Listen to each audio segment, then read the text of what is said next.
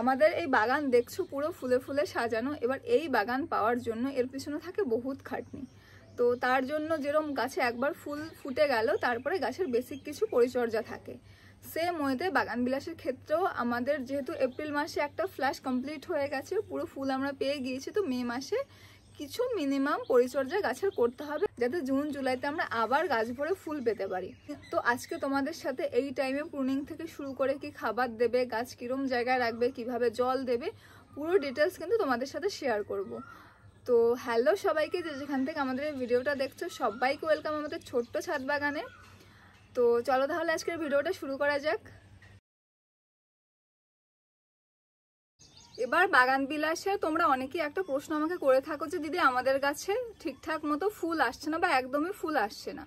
তো তার জন্য একটা প্রধান কারণ যেটা হতে পারে, তোমাদের গাছগুলো প্রপারলি রোদ পাচ্ছে না।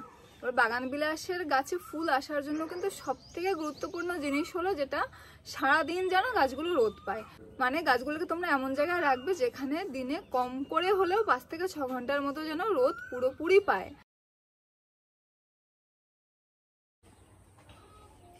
এবার সেকেন্ড পয়েন্টে আসি, সেটা হলো গাছে কিরমভাবে জল দেবে বা কখন জল দেবে।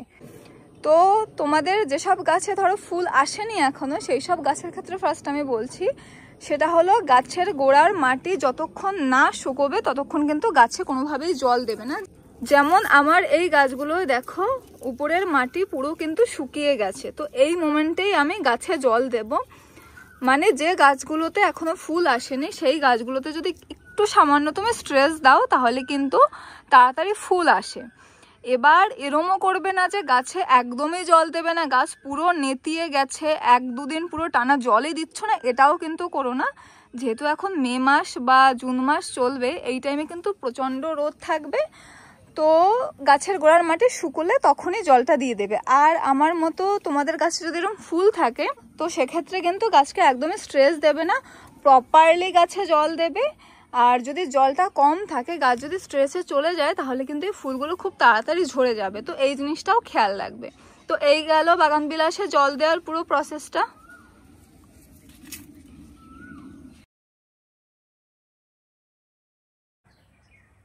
এপ্রিল মাসে যখন দেখবে তোমাদের গাছের ম্যাক্সিমাম ফুলে ঝরে গিয়েছে, তো তারপরে কিন্তু হালকা করে গাছটাকে এই মোমেন্টে প্রুন করে দিতে হবে। খুব বেশি প্রুন এখন করবে না, যেহেতু সামনে প্রচণ্ড গরম পড়বে, তো এখন যদি আমরা গাছ বেশি কাটাই ছাটাই করি তাহলে কিন্তু গাছের গ্রোথ কমে যাবে।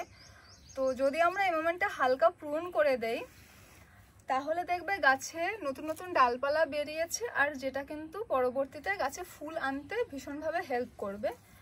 তো যেমন আমি তোমাদের দেখাচ্ছি, এই যে ফুলগুলো ফুটে গিয়েছে, তো এই যে আমি তোমাদের দেখাচ্ছি যেমন এই ডালের মাথার দিকে ফুলটা ফুটে গিয়েছে, ঠিক এই মাথার অংশটুকু আমি প্রুন করে দেব।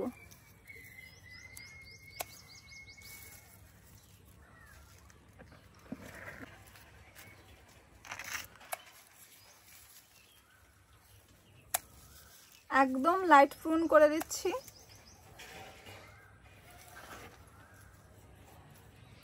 এই ডালগুলোতেও দেখো ফুল কিন্তু ফুটে অলরেডি ঝরে গিয়েছে, তো এই ডালগুলোও কিন্তু ছেটে দেবে।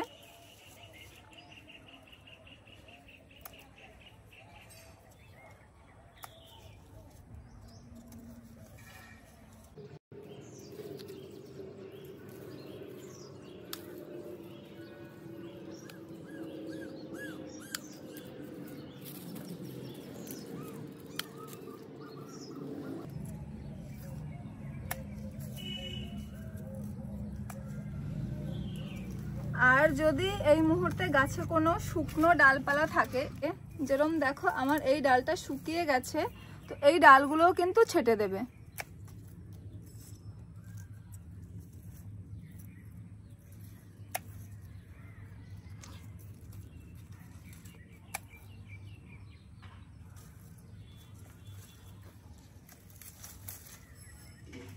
প্রুন করার পরে এই গাছের কন্ডিশন এখন, আর তোমরা যে কাটার দিয়ে গাছকে প্রুন করো না কেন সেটাকে কিন্তু প্রথমে স্যানিটাইজ করে নেবে। যে হ্যান্ড স্যানিটাইজারগুলো হয় না বাড়িতে থাকে, সেটা দিয়ে একটু স্যানিটাইজ করে নেবে।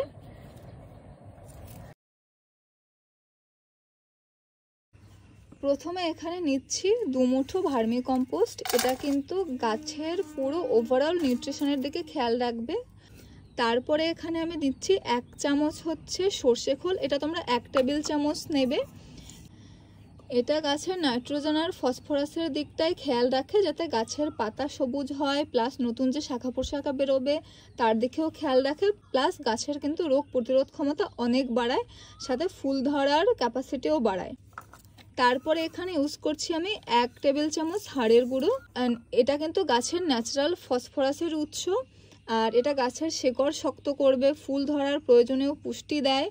তারপরে গাছের স্টেম রয়েছে মানে শাখা প্রশাখা, সেগুলোকে ভীষণ মজবুত করে, ফুলের সাইজ, তারপরে কতদিন তোমার কাছে ফুল থাকবে সব কিছুর দিকে খেয়াল রাখে। তারপরে এখানে নিচ্ছি আমি 1 টেবিল চামচ বাদাম খোল। বাদাম খোলে কিন্তু natural protein plus fatty acid দুটোই থাকে, যেটা গাছের ডালপালা বাড়ায় প্লাস ফুল ধরার ক্ষমতাও বাড়ায়। আর এরপরে আমি নিচ্ছি 1 টেবিল চামচ নিম খোল।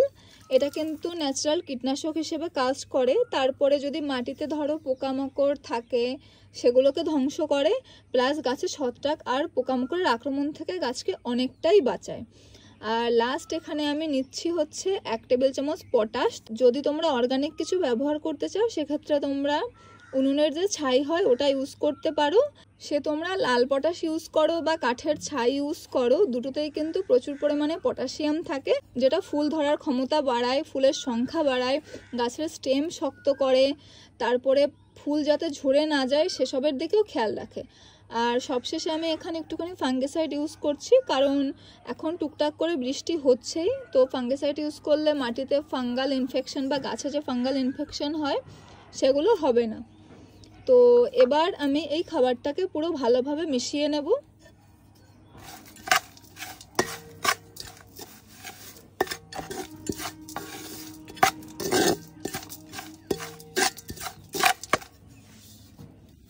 আর গাছে যখন খাবার দেবে তার আগে কিন্তু গাছের গোড়ার মাটিটা ভালোভাবে খুঁড়ে নেবে প্রথমে।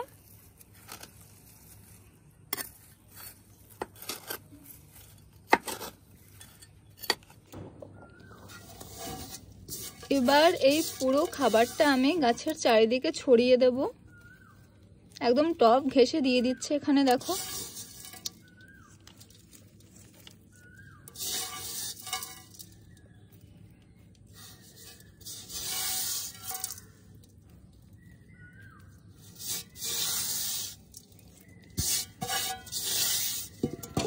এবার আমি উপর থেকে কিছুটা নর্মাল মাটি দিয়ে দেব, কারণ আমার গাছে দেখো ছোট ছোট রুটস কিন্তু মাটির উপরে চলে এসছে। তোমাদের যদি দরকার না হয় তোমরা এই পুরনো মাটির সাথেই খাবারটা খুব ভালোভাবে মিশিয়ে দেবে।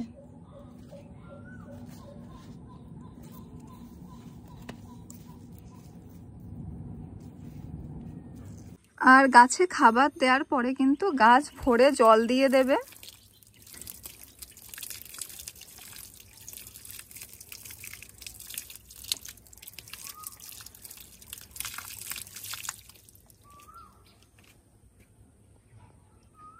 তো এই ছিল মে মাসের পুরো যত্ন বাগান বিলাসের ক্ষেত্রে, যাতে তোমরাও জুন জুলাই মাসে বাগানের গাছ ভরে পুরো ফুল পেতে পারো ঠিক আমার এই গাছগুলোর মতো।